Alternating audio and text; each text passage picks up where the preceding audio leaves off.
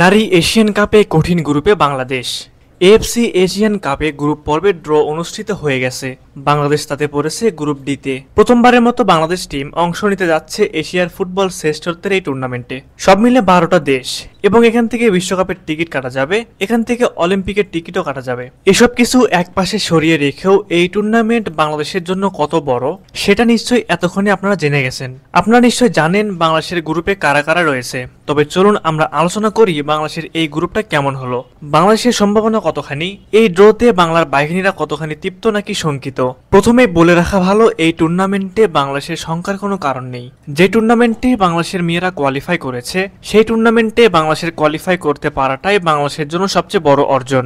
বাংলাদেশের মেয়েরা গ্রুপ সঙ্গী হিসেবে পেয়েছে ডিফেন্ডিং চ্যাম্পিয়ন চীন, উত্তর কোরিয়া ও উজবেকিস্তানকে। 3 দলই র্যাঙ্কিং এ বাংলাদেশের চেয়ে ঢের এগিয়ে। 2026 সালের 1 থেকে 23 মার্চ অস্ট্রেলিয়ায় অনুষ্ঠিত হতে যাচ্ছে নারী এশিয়ান কাপ ফুটবলের এবারের আসর। গত মঙ্গলবার সিডনির বিখ্যাত হারবার ফ্রন্টে অনুষ্ঠিত হয়েছে প্রতিযোগিতার জমকালো ড্র।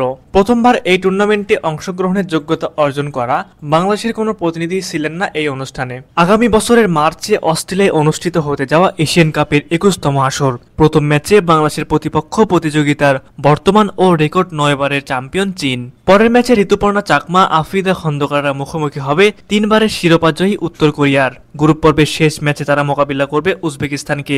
এবারের আসরে মোট 12টি দল 3টি গ্রুপে ভাগ হয়ে খেলবে। প্রতিটি গ্রুপ থেকে সেরা 2টি দল সরাসরি কোয়ার্টার ফাইনালে উঠবে। তাদের সঙ্গী হবে গ্রুপগুলোতে তৃতীয় স্থান পাওয়া 3টি দলের মধ্যে সেরা 2টি দল। এই 8টি দলের সুযোগ থাকবে 2027 সালে ব্রাজিলে অনুষ্ঠেয় নারী বিশ্বকাপ এবং 2028 সালে লস অ্যাঞ্জেলেস অলিম্পিকে খেলার।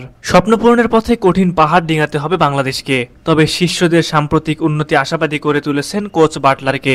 বাংলাদেশ ফুটবল ফেডারেশনের একটি ভিডিও বার্তায় তিনি বলেন, উপভোগের মন্ত্র নিয়ে এগোতে চান, এটা খুব কঠিন গ্রুপ, তবে আমি মুখিয়ে আছি। আমার মনে হয় এটা মেনে নিতে উপভোগ করা উচিত। আমার ও দলের দৃষ্টিকোণ থেকে সবচেয়ে গুরুত্বপূর্ণ হলো 12 মাস আগে আমরা চাইনিজ তাইপের বিপক্ষে খেলেছিলাম এবং তখন বেশ ভালো পারফর্ম করেছিলাম। তারপর থেকে ধীরে ধীরে আমরা দলে পরিবর্তন এনেছি এবং ধারাবাহিকভাবে উন্নতি করছি। চীন ও উত্তর কোরিয়ার বিপক্ষে কখনো খেলেনি বাংলাদেশ। উজবেকিস্তানকে অবশ্য একবার মোকাবিলা করেছে তারা। 2011 সালে লন্ডন অলিম্পিকের এশিয়ান অঞ্চলের বাছাইয়ের সেই ম্যাচে হেরেছিল বাংলার মেয়েরা 3-0 গোলে। সামনের চ্যালেঞ্জের জন্য নিজেদের তৈরি করতে বাহুবের কাছে কিছু দাবি জানিয়ে রাখেন বাংলাদেশের কোচ পিটার বাটলার। প্রিয় ভিউয়ার্স, আপনাদের কাছে কি মনে হয়, বাংলাদেশের মেয়েরা কি পারবে এশিয়ান কাপে ভালো কিছু করতে? অবশ্যই সেই বিষয়ে আপনাদের মূল্যবান মতামত আমাদের কমেন্টে জানাতে ভুলবেন না।